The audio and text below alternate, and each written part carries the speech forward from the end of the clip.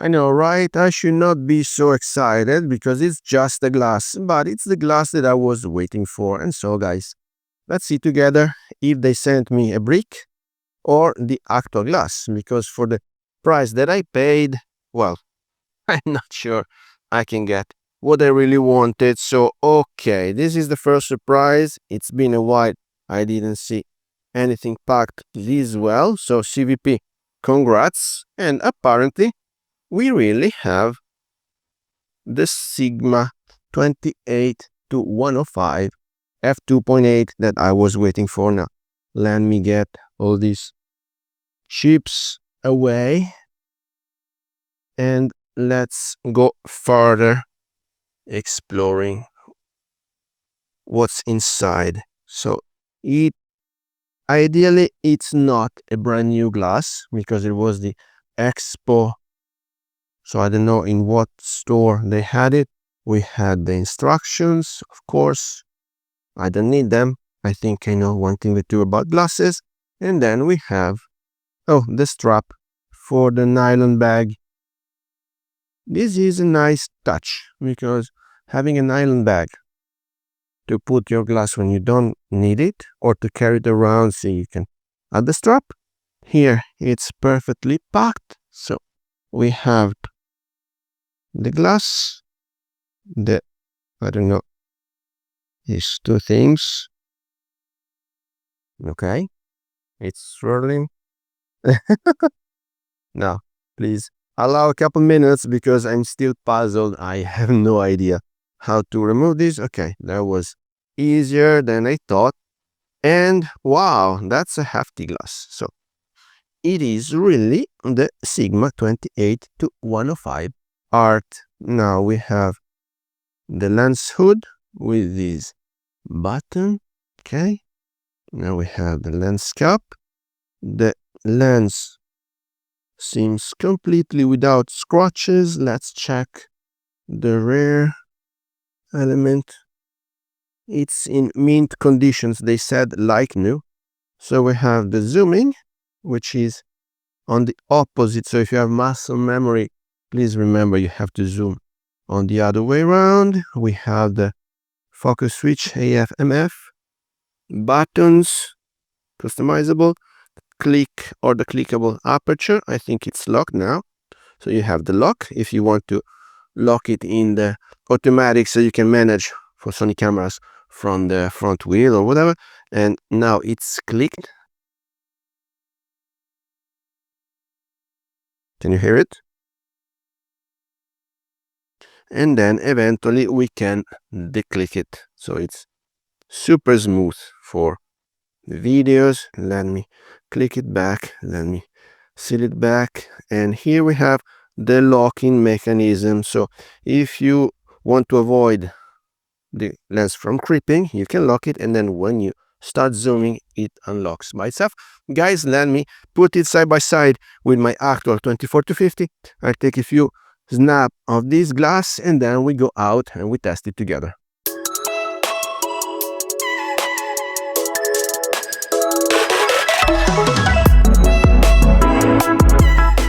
So in the last episode I said I need it, and finally today it arrived because DHL, they have been also quick and also fast, and in just one working day they delivered this Sigma 28 to 105 f2.8 for Sony. Let me check if it's for Sony or not.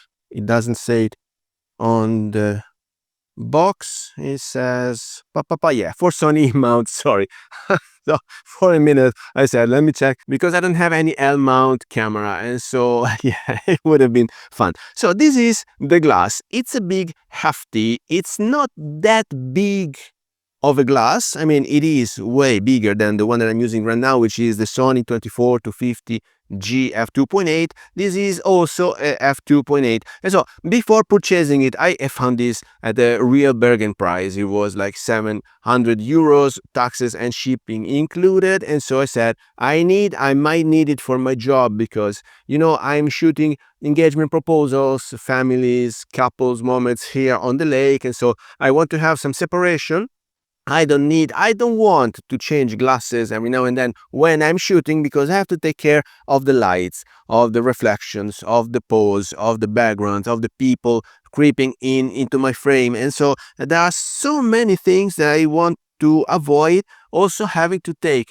more glasses with me and having to change every now and then, because maybe I need a wider shot, maybe I need some compression, maybe I need some portrait, and so I want to zoom in. And so with this one, despite I am a prime shooter, you know me, if it's for me, I would only keep the 55 mid Zeiss f1.8 on that camera and that's it. But I have to say that here in Europe, for street photography, you need to go wider. For many other things, for interiors, for if you want to show the villas, the gardens, they want to see the locations, they don't want to see their faces. And so I need to go wider.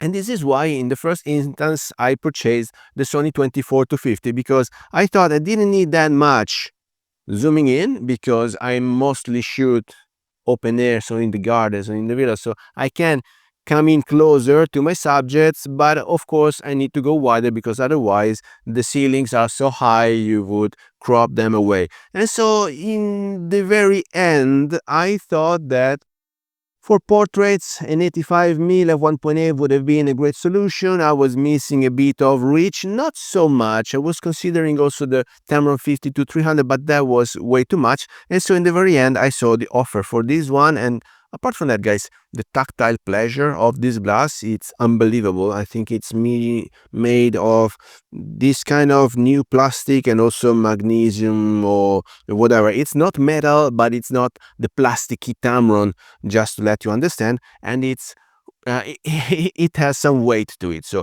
if you're wondering where did your money go, it went all in here, in this a leather. So let me see if I can.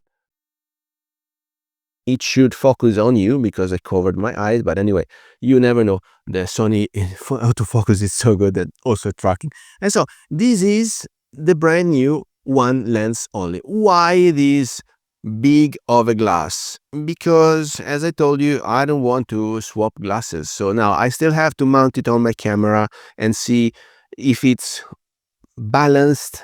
Of course you will be front heavy, but with this such big of a glass, you hold your camera by the glass, and these beautiful programmable buttons, one of them will be to hold the focus, because when I'm shooting the engagement proposals, I'm using wide tracking. And so once I acquire either the guy or the girl, depending on what I want to show, then I track and I keep locked the focus normally on the guy when he's proposing, and on the girl just to see the reactions, to show the reactions, the emotions of the moment. And I don't want to lose the focus, because Sony, it's good with tracking, but it is also a matter of the size of the face in the framing and how predominant, and several things you want to manage. You don't want the camera to choose for you. So these buttons are great, and I think the other one I will set it to, I don't know, maybe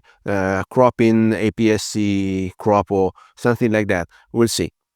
Or maybe to change the focusing. But anyway, this is more than what I had, because in my Sony glass I only had one customizable button, and I didn't have also many locks and clicking, and yeah, I have to go out and shoot. So this was the official unboxing of the new one lens only glass. Please allow a few days, a few weeks for me to try it. Ideally, I can think I will be done changing, because if you follow the channel for a while, you know that I changed a few glasses for my self-made limitation, that I want to have one lens only. I don't want to have a lot of gear, because the more gear you have, the more it collects dust on the shelves. And so I want to have one camera and one lens only, and use them as much as possible. And then as a pro, normally we invest in new gear only when we really have the need. In this case, I didn't invest anything, because I'm selling my Sony 24-50, and so I might eventually even get more money than what I paid for this one. So I'm in no hurry, because I want to try it first. And then, as you know, I'm also working on my book that includes some landscape photography here on Lake Como. So this will be quite the versatile choice unless I would see going on a hike with 1 kilo